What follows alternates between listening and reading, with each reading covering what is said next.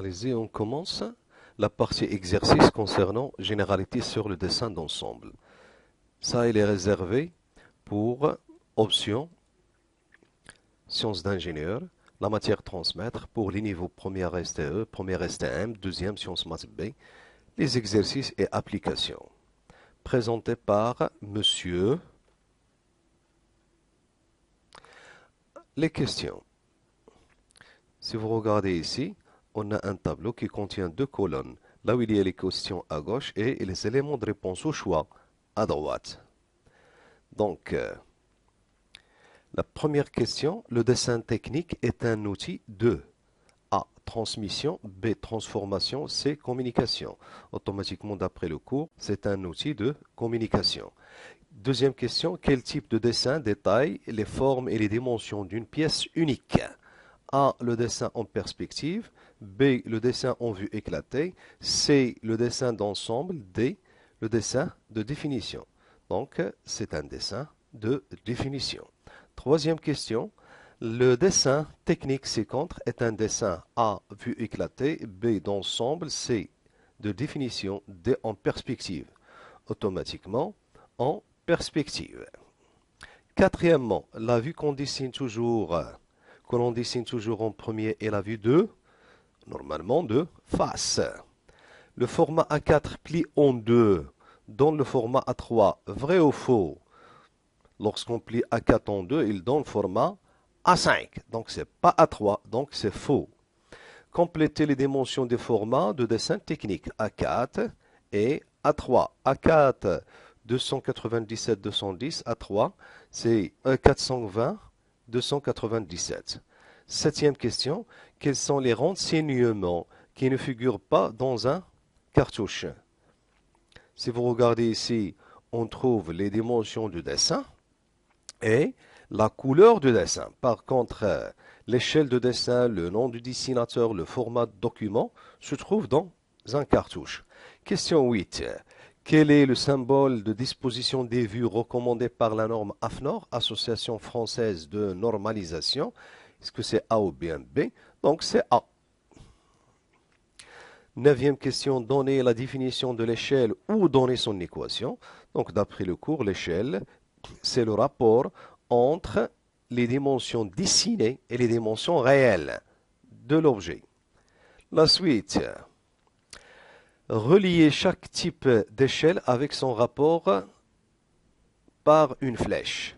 Donc on a ici l'échelle 54 fois 1 sur 80, 18 cm sur 18 mm, 44 cm sur 440 mm. Pour l'échelle d'agrandissement, c'est deuxième, 18 cm sur 18 mm. Il faut convertir centimètres en millimètres. On trouve 180 mm sur 18 mm. Donc le rapport est égal à 10. Supérieur à 1, c'est une échelle d'agrandissement. Pour l'échelle de réduction, c'est 54 sur 80. Et le dernier, c'est une échelle de vraie grandeur.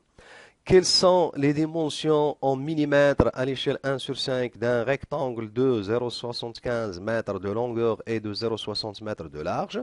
Ici, on cherche les dimensions réelles. C'est la conversion des unités. Donc, on trouve 750 pour la largeur 600. Et à l'échelle, 1 sur 5, ça veut dire la dimension réelle, ça sera réduite 5 fois. Donc, il faut diviser 750 sur 5 et on trouve 150 mm. De même chose pour 600, on trouve 120 mm. Quelles sont les dimensions en millimètres à l'échelle de 1 d'un rectangle de 1,20 m de longueur et de 0,860 m de large? De même, ici, la valeur réelle, c'est 1200 et 860.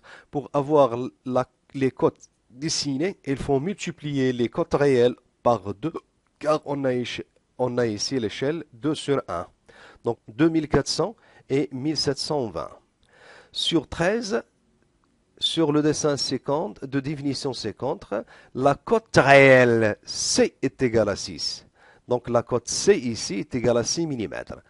La cote dessinée C est à mesurer sur ce dessin. Ça veut dire mesurer la cote ici et puis calculer et donner l'échelle de dessin. Donc regardez la cote réelle, c'est 6. D'après la règle, on mesure ici, on trouve la cote dessin 25 mm. Donc l'échelle, c'est 25 sur 6. Sur le dessin de définition séquente, la cote dessinée D est égale à 125. Donc 125 ici, c'est la cote dessinée. Le cartouche indique 5 sur 1. Calculer et donner la valeur réelle de la cote D. Donc ça, c'est dessiné. Et l'échelle 5 sur 1, ça veut dire 125, il est déjà agrandi 5 fois. Pour avoir l'échelle, la valeur réelle, il faut diviser 125 sur 5. Donc la cote dessinée, l'échelle 5 sur 1. Donc la cote réelle, c'est 125 sur 5. Quelles sont les mesures réelles d'une pièce dessinée par 4 cm sur un dessin à l'échelle de 1 sur 10? Donc, on a déjà un dessin 4 cm réduit 10 fois. Donc, la valeur réelle, c'est 40 cm. Donc, 40 sur 10, c'est 4. La suite du tableau. Complétez le tableau séquence.